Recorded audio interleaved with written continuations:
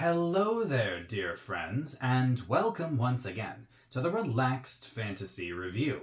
Today, we're continuing our series in the Player's Handbook talking about spellcasting, and we're continuing on with the Druid.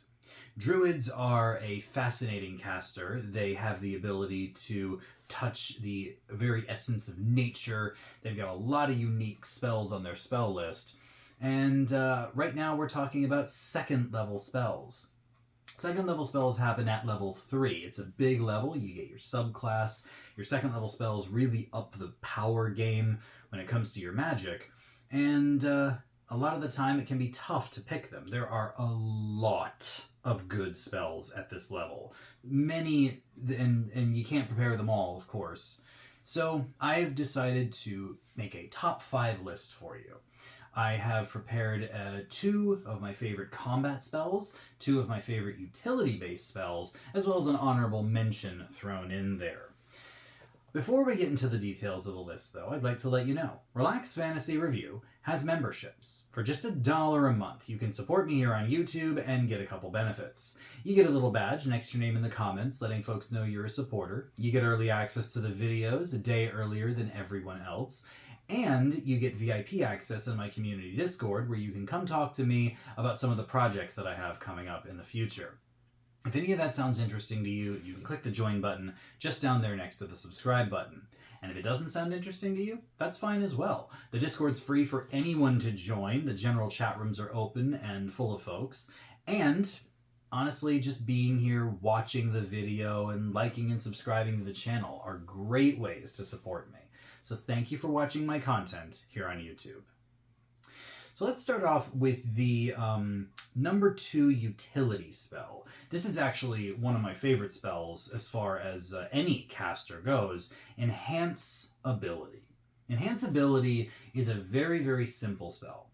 You choose a target, the creature is enhanced for the next hour. It takes your concentration to do this. You choose an ability score. It can be strength or dexterity, or intelligence, wisdom, or charisma. Basically anything except constitution. Every time that a creature makes an ability check, we're talking about athletics for strength, we're talking about acrobatics or stealth for dexterity, investigation or arcana for intelligence, we're talking perception or survival for wisdom, persuasion or deception for charisma, the skill checks. Anytime you make one of those within the next hour while the spell's active, you have advantage on the chosen ability scores checks. This is a great way to buff up the cleric's perception or the ranger's survival skill. A great way to give the rogue or the bard just that little bit of edge in their charisma checks, or let the wizard really know what they're talking about when it comes to their arcana. Even giving the barbarian advantage on their athletics checks when they're not raging could be handy. It is such a good spell, and its benefits last the entire game. Enhanceability is always a good pick, and is my number 2 choice for Druid's utility.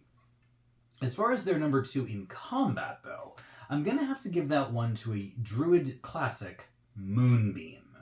Moonbeam is such a good spell, and it's been enhanced in the current iteration of the rules. You cast it as an action, and a pillar of moonlight, it's a 5-foot radius beam, appears on the ground. Any creature that's in the beam makes a con save, taking 2d10 radiant damage on a fail. Now, the thing about it is that in the old days, creatures used to have to start their turn in the beam or be pushed into it or pulled into it on a turn for them to make it. This is no longer the case. Now you can move the Moonbeam as an action, 60 feet of movement, and if it just passes over a creature, they make the save on that turn, at that moment. This means that Moonbeam no longer is a battlefield hazard that you have to play with forced movement. Nope, you can just treat it like we all thought of it, as an orbital laser, where you are just, and then you beam it around the battlefield, running it over every enemy that you can.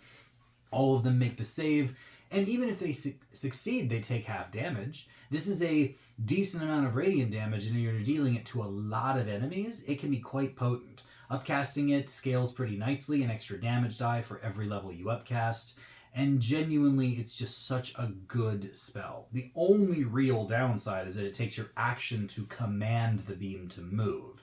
So you can't be casting other spells or using your action during that time. But honestly, if you can hit 3 or 4 enemies of this thing, it's well worth it. So I'm giving it the number 2 spot in combat. Before we get to the number 1s, I will mention my honorable mention here, and this one is honestly both utility and combat, although normally I would stick it as a combat spell. Enlarge Reduce. This is a spell which you can cast on an ally to make them large. You can cast it on an enemy to shrink them. This gives them advantage or disadvantage on strength checks. It gives them either an extra d4 or a minus d4 to their attack damage. And just makes you a size larger. If you were medium-sized, you either become large or small as appropriate. It's a fun spell, its roleplay is outstanding, and honestly, just an extra d4 of damage on your attacks, that's handy for someone with multi-attack. Not to mention, you can cast it on yourself and then transform into an animal form. Some people argue that the spell shouldn't affect the animal if you wild shape after the fact. I disagree. I think it's hilarious to be able to transform into a large druid, and then you transform into a bear, and suddenly you're a huge bear. That is very, very fun, and not broken in any way. It's just strong. I think that Enlarge Reduce is a fantastic spell, and it can also be used to solve puzzles, because it doesn't have to be a creature. You can target objects with this too. Shrinking a door out of its own hinges so that it just kind of falls over, I mean, that's a way to get past a door if you can't unlock it. It is genuinely a great spell, and I think that anyone should consider it. All right, moving on to the number 1s. My number 1 recommendation for utility spells is Pass Without Trace. This is one of the most powerful flat number buffs in the whole of D&D. You cast the spell as an action, and you gain an emanation. The emanation is 30 feet. While you're concentrating on this spell, you and any creature within this emanation get to add plus 10 to their stealth checks, as well as leaving 0 tracks behind. Now, just want to reiterate, a plus 10 is so big that it honestly makes advantage look small. Mathematically speaking, rolling with advantage means that you've got approximately a plus 5 to a skill check. This is double that. This means that you can effectively make the whole party go unseen, turning 1s on dice into 11s, turning 15s on dice into 25s, not to mention whatever your actual stealth bonus is. A rogue who has expertise in stealth and is buffed by Pass Without Trace, even at level 3, could get themselves up into the 30s when it comes to their stealth. Almost undetectable by any normal means. A wildly powerful party-wide buff, and I cannot say that how impressed I am that this spell has made it through into the new edition unchanged. So, Pass Without Trace, still one of the best utility spells out there, and my certain number 1 pick for druids in this level.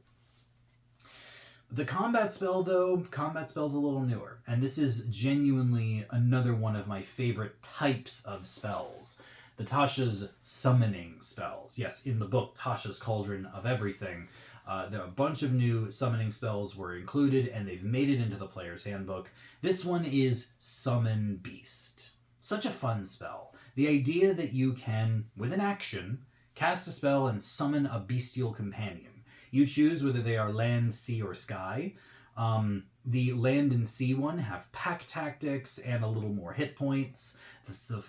The air one has flyby, so they can fly past enemies without taking opportunity attacks, have a much faster flying speed. The swimming one can, of course, breathe underwater.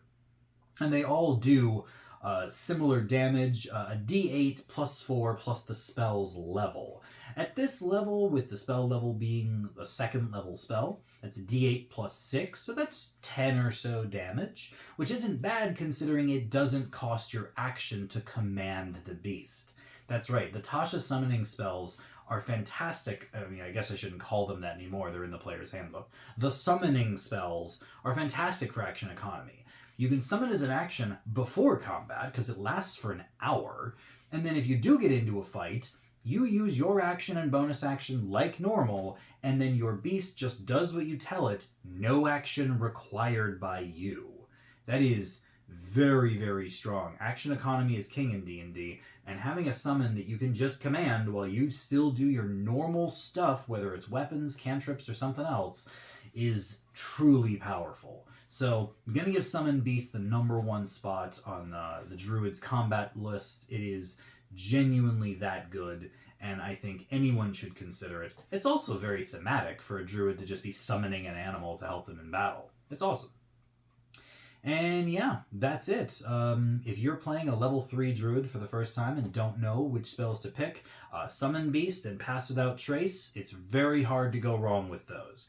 If you're looking for a little more damage on the battlefield, Enlarge Reduce and Moonbeam are fun, and Enhanceability is never going to let you down.